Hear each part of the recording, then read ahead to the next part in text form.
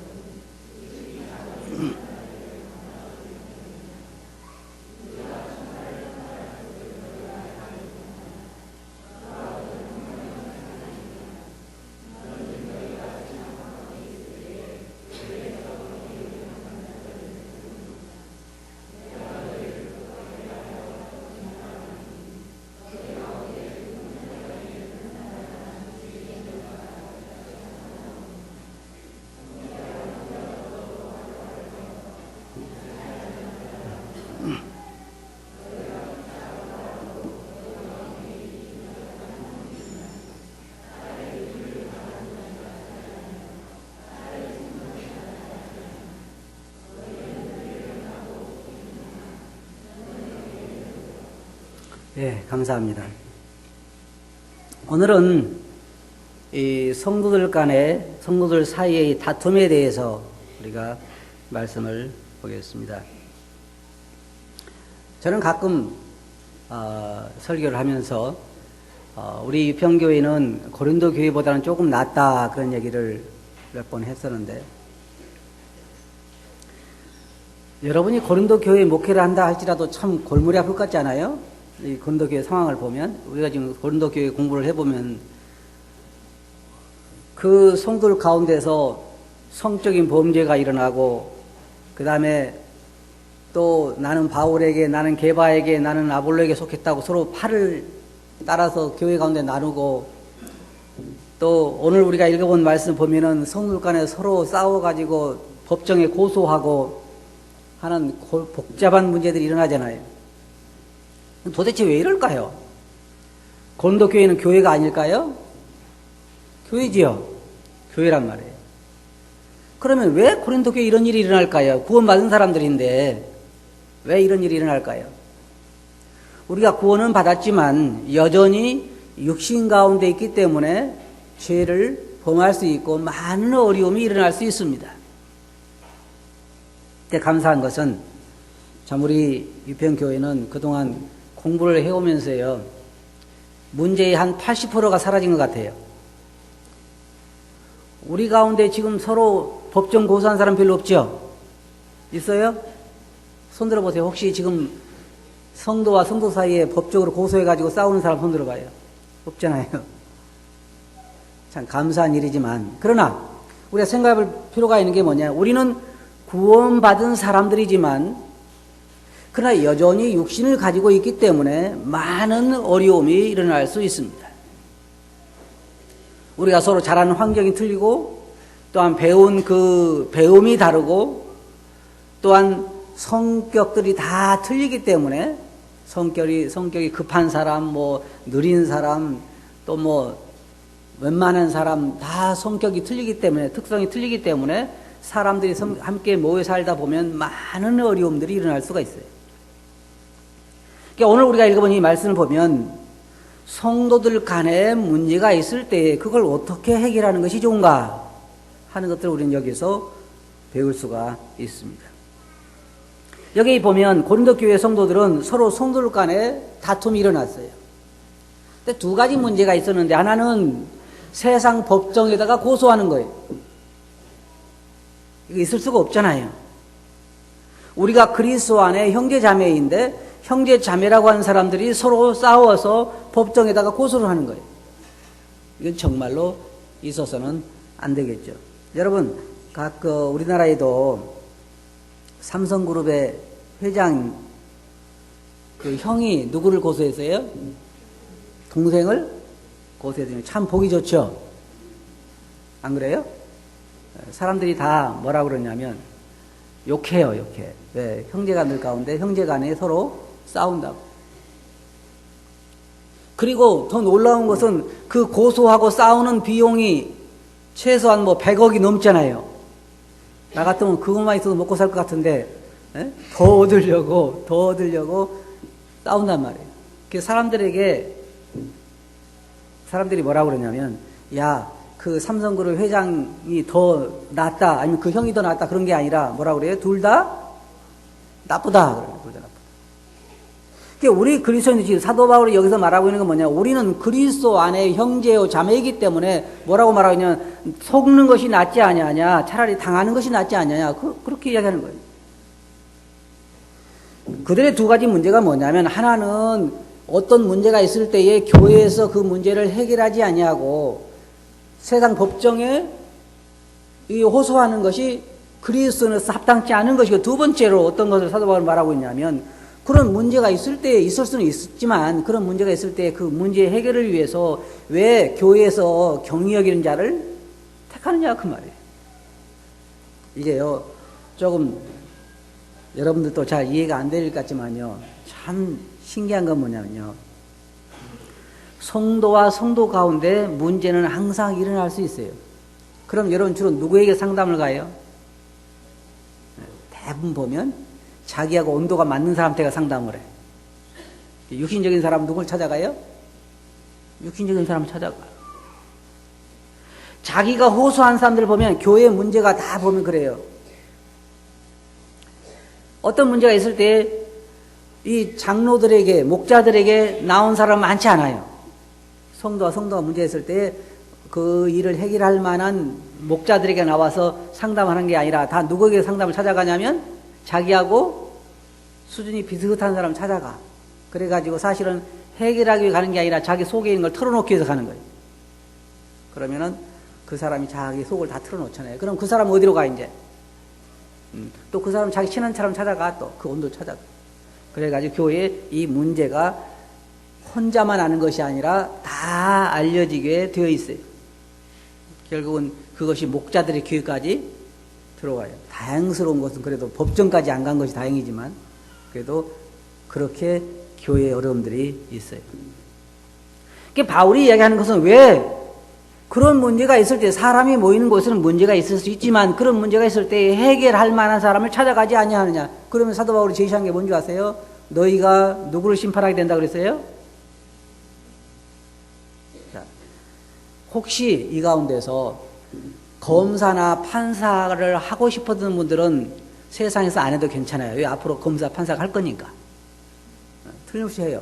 여러분이 재판 자리에 앉아 있고, 그 다음에 누가 거기 와요? 천사들이 심판을 받게 된다고 말이에요. 이건 제 이야기가 아니에요. 사도 바울이 한 얘기예요. 사도 바울.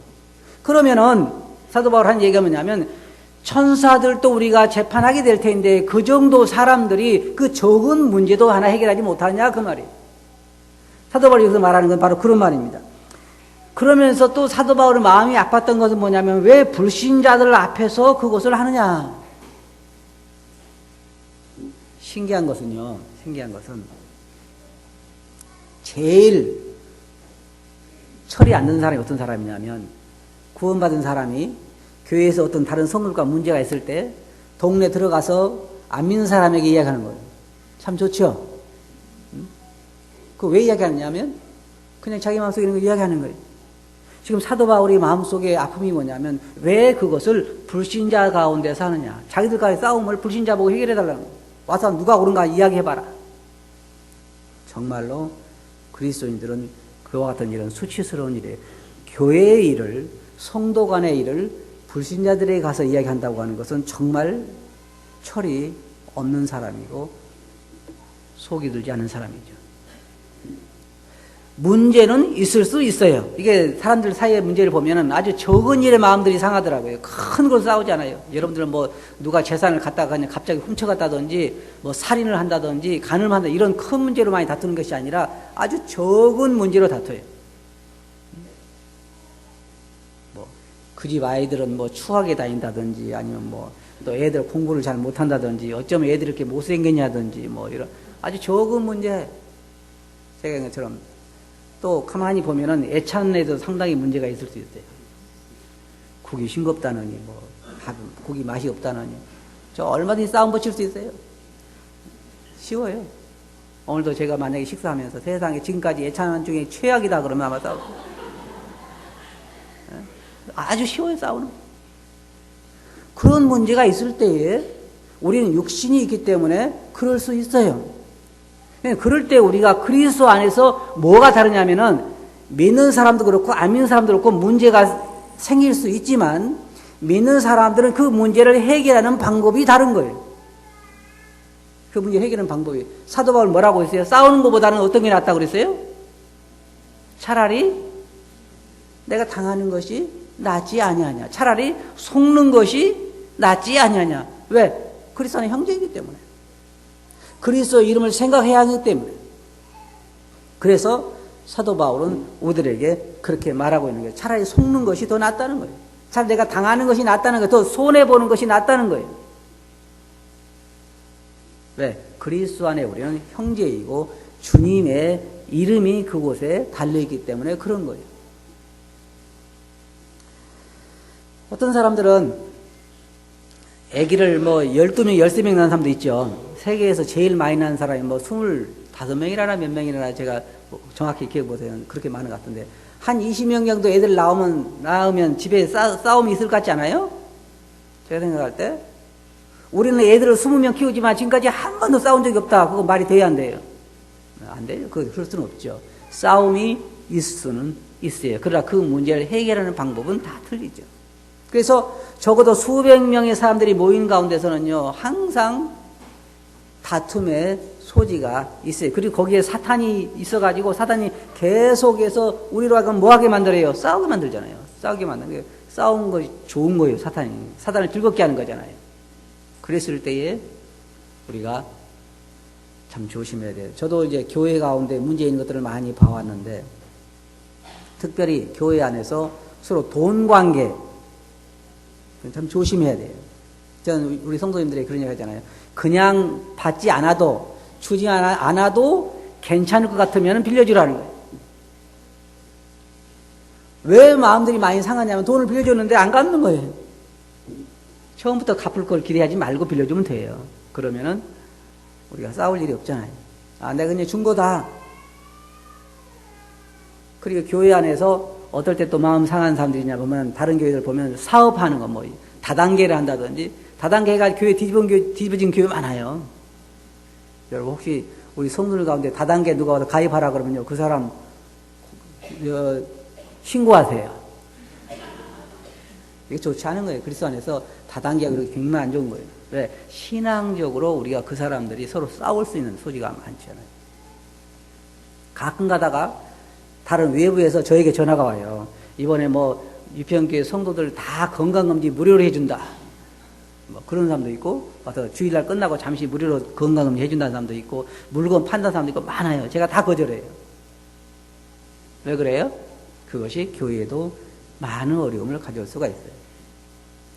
그래서 우리가 형제 앞에 거칠 것을 두지 않는 게 참 중요한 거예요. 서로 상대방의 마음을 연약하게 하는 것. 그리스도께서 값주고 산 그 형제 자매들을 내가 마음 아프게 하고 걸려 넘어지게 만든다고 하는 것은 주님께서 우리들에게 금하신 것들이죠. 그래서 사도 바울은 여기서 차라리 너희가 당하는 것이 낫지 않냐. 그리스도인들에게 자유가 있어요. 자유가. 근데 예를 들자면 옛날에는 60년대 그럴 때는요, 성도들이 냉장고도 하나 제대로 못 샀어요. 그전에는. 왜 그러냐면 내가 냉장고를 사면 어려운 성도들에게 걸림이 되지 않을까. 지금 냉장고 사면서 다른 사람 생각해요? 안 하죠? 해요, 안 해요? 왜 안 해요? 안 해요. 텔레비를 사거나 냉장고를 사거나 다른 사람 고려 안 해요. 왜? 그만큼 우리는 내 중심이 되어 있는 거예요. 사도 바울 우리에게 뭐라고 말하고 있냐면, 내가 만일 고기를 먹는 것이 다른 사람들에게 거리낌이 된다고 하면 나는 평생 고기를 먹지 않겠다. 그래요.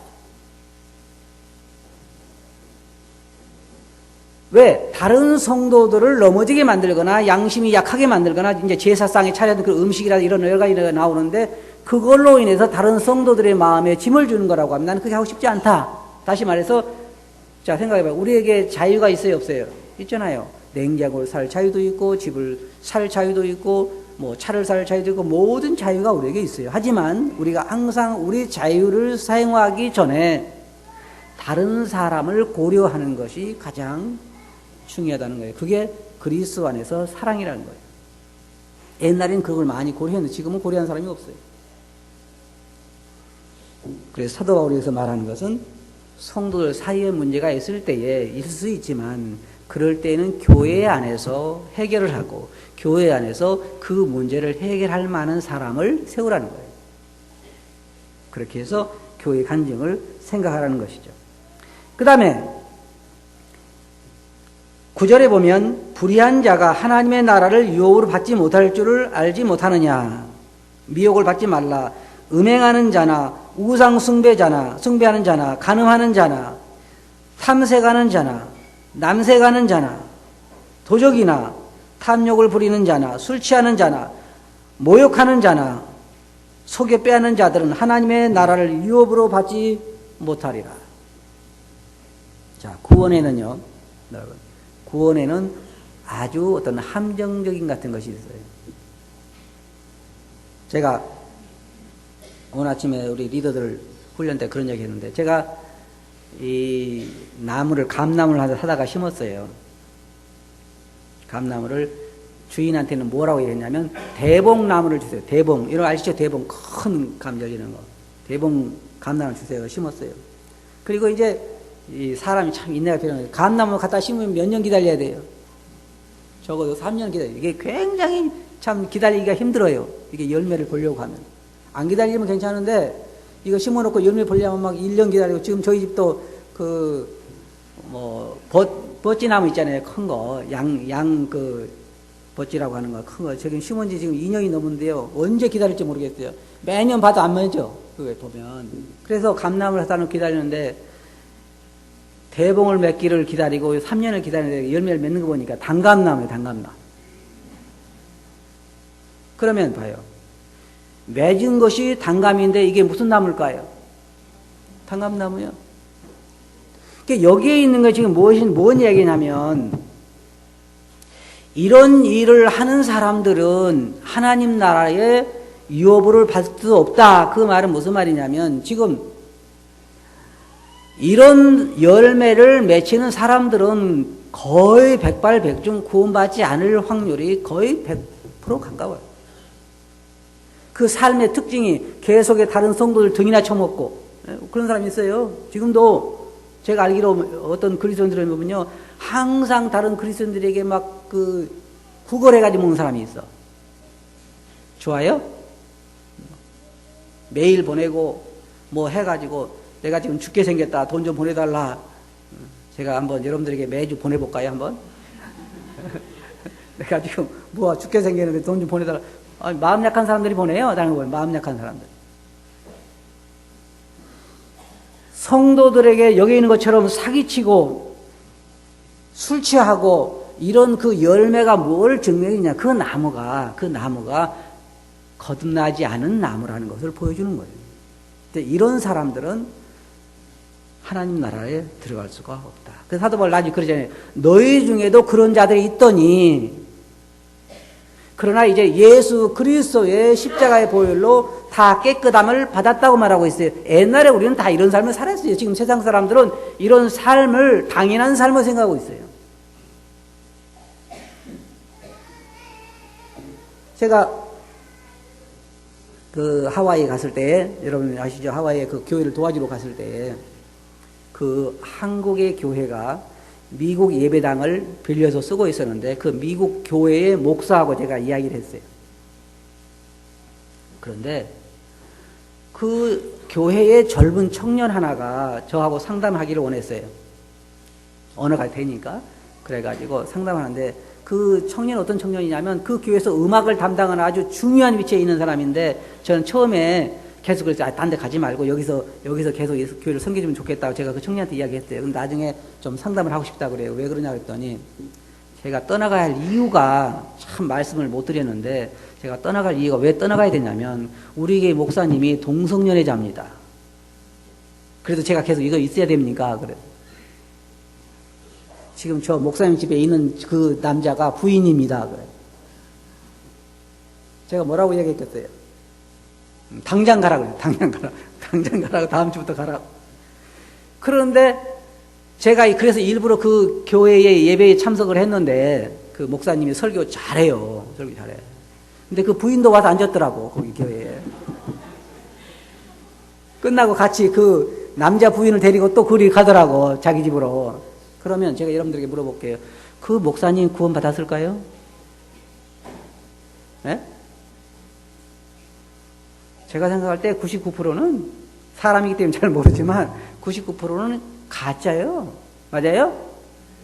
거기 앉아있는 성도들은 그걸 알면서 목사 부인이 와서 그 남자 부인이 와서 설교 듣는 걸 알면서 거기 참석한 교인들은 뭐예요? 그들 그 대화가 거룩해요. 저 대화를 나눠봤는데 성도들 참 그 대화 거룩해요. 가짜 거룩이에요. 진정은 그럴 수는 없어요. 그래서 사도 바울이 말하는 것은 그런 자들은 하나님 나라를 유업으로 받을 수 없다는 거예요. 목사를 하든 뭐라든 상관이 없어요. 그런 범죄에 빠질 수는 있지만, 그러나 그런 삶이 그의 삶에서 지속된다고 하는 것은 계속해서 성도들 가운데 어떤 사람을 사기치고 거짓말을 해서 다른 사람들의 돈을 긁어 모아서 생활한다고 하는 것은 거듭나지 않은 사람들의 특징이에요. 그럴 수는 없어요. 계속 사기칠 수는 없고 거짓말할 수 없고 계속 음란한 가운데 머무를 수는 없는 거예요. 맞아요? 우리 성도 중에는 그런 사람들이 없다고 저는 생각을 합니다. 세 번째로 사도 바울에서 말하는 것은 그리스도인의 자유에 대해서 말하고 있는 거예요. 아까 제가 조금 말씀드렸는데 그리스도인들의 자유, 우리는 무엇이든지 할 수 있는 자유가 있어요. 그러니까 예를 들자면 이거 무슨 말이냐면 이거 이래요. 예를 들어서 나는 뭐든지 할 수 있으니까 살인도 할 수 있다? 맞아요? 그건 아니죠. 그런 걸 말하는 게 아니라 성경이 금하거나 성경이 하라고 하는 것, 그런 것들을 말하는 게 아니라 성경이 잠잠하고 있는 분야가 있어요. 성경이 말하고 있지 않은 분야들, 그런 분야에서 그리스도인이 자유를 가지고 있는데, 예를 들자면 내가 뭐 집을 사가는 거라든지 집을 수리하는 거라든지 짓는 거라든지 차를 사는 거라든지 아니면 냉장고를 사는 거라든지 다 그건 성경에, 자 그러면 성경 몇 장 몇 절에 냉장고는 몇 미터 이상 사지 말라 몇 장이 절 있어요? 없어요. 그런 게 없어. 집은 몇 층 이상 짓지 말라 그랬어요? 없어요. 그런 게 있는 게 아니에요. 다 우리 그리스도인이 자유를 가지고 있지만 사도 바울에서 말하는 것은 내 자유함이 다른 사람들에게 거리낌이 되지 않도록 하라는 거예요. 그게 그리스도인들의 자유입니다. 좋을 수 있어요. 근데 한번 생각해 보세요. 내 옆집에 지금 어떤 형제 자매가 사는데 그 형제 자매는 부부가 밤낮으로 일해도 지금 겨우 먹고 살까 말까 해. 아래 그 지하 단칸방에 새들어 살면서 부부가 그냥 밤낮으로 일해도 먹고 살까 말까 하는데 나는 맨날 옆집에 살면서 주일마다 어디 놀러 다니고 그러면 어떨까요? 좋겠죠? 많이 위로가 되겠죠, 옆집 사람에게. 그죠? 우리가 어떤 일을 할 때에는 우리 주위에 있는 성도들의 연약한 믿음을 고려하는 것이 그리스도 안에서 사랑이라는 거예요. 내가 어떤 일을 할 때에 다른 성도들을 염려해주고 생각해주는 것, 그것이 진정한 그리스도 안에서 사랑이에요. 그래서 내가 할 수는 있지만 사도가 말한 것처럼 무엇이든지 내게 가능하지만 그러나 다 유익한 것이 아니다. 그러면 사도가 말하기를 만일 내가 고기를 먹는 것이 너희에게 거리낌이 된다면 나는 평생 고기를 먹지 않겠다. 혹시 여러분 제가 보신탕 먹는 거 여러분들이 거리낌이 된다면 안 먹을게요. 형제 자매들을 고려해 준다. 그것이 그리스도인들이 성장해 가면서 나타나는 형상이에요. 어린 사람들은 뭐냐면 다른 사람 고려하지 않아요. 그러나 그리스도 안에서 성장해 가는 사람은 이 신앙이 자라가는 사람일수록 뭐가 다르냐면 나보다는 다른 사람들을 고려해 주는 거예요. 내가 하는 행동에 대해서, 내가 사는 삶의 방식에 대해서 내 마음대로 산다가 아니라 다른 성도들을 고려해 주는 것. 그것이 그리스도 안에서 성장한 사람들이 해야 할 일이라는 거죠. 마지막으로 이거 사도 바울이 말하고 있는 것은 성령의 전인 그리스도인에 대해서 말해요. 우리가 성령의 전이라는 거예요. 왜냐하면 우리 구원받을 때 성령이 우리 안에 거하시게 되잖아요. 자, 한번 여러분들에게 물어볼게요. 여러분 몸이 누구 거예요? 누구 거예요? 이런 얘기하면 참 그냥 담대하게 답이 잘 안 나오죠. 누구 거냐면 하나님의 것입니다. 그리고 우리가 잊지 말아야 할 사실은 뭐냐면 성령께서 내 안에 거하고 계신다는 거예요. 성령이 하나님이 거하시는 곳이 어디냐면 성전이라고 그러잖아요. 성전. 거룩한 성전. 그러니까 내 몸이 성전인 거예요. 그게 사도 바울 여기서 말하는 거면 너는 하나님이 거하신 성전을 가지고 창기 지체를 만들겠느냐? 그럴 수는 없다는 거예요. 예를 들자면 이러잖아요. 우리가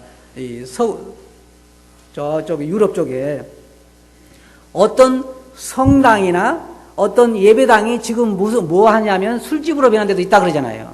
그러면 어때요, 그것이?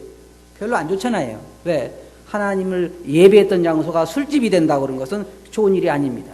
그런데 우리 몸이 지금 성령이 거하고 계시는 하나님의 성전인데 이 성전을 우리가 함부로 대해서는 안 된다는 거예요.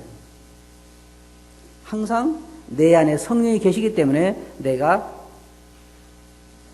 성전을 더럽힐 수는 없다는 거예요. 그럼 이렇게 하면 돼요, 여러분. 만약 여러분 술집에 가시려면 주님 저하고 가서 한잔 하실래요? 그러면 돼. 왜? 내 안에 누가 있으니까? 주님이 계시잖아요. 맞아요? 주님 계시. 혹은 여러분들이 주님에게 주님 저하고 가서 노래방에 가서 한 곡 하실래요? 그러든지. 왜? 우리 안에는 성령이 계시기 때문에, 다시 말해 주님이 계시기 때문에, 주의 영이 계시기 때문에 우리가 가는 곳은 주의 영도 같이 가시고 우리가 하는 모든 거에서 그 영이 함께 하시는 거예요. 사도 바울이 여기서 논리가 뭐냐면 그래서 우리는 아무렇게나 살아서는 안 된다는 거예요. 왜? 성령이 우리 안에 거하시기 때문에. 언제까지 계실까요? 우리가 하늘나라에 갈 때까지 거하고 계셔요. 종합적으로 이제 결론적으로 말씀드리자면 우리가 여기서 배워야 할 교훈은 뭐냐면 성도들 간에 문제가 있을 수 있어요.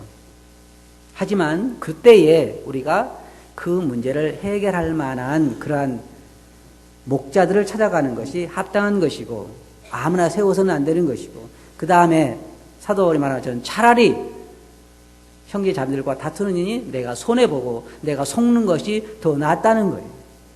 그리고 우리 자유함이 다른 사람들에게 거리끼는 것이 되게 해서는 안 된다는 거예요. 세우는 것이 되게 해야 한다는 거예요.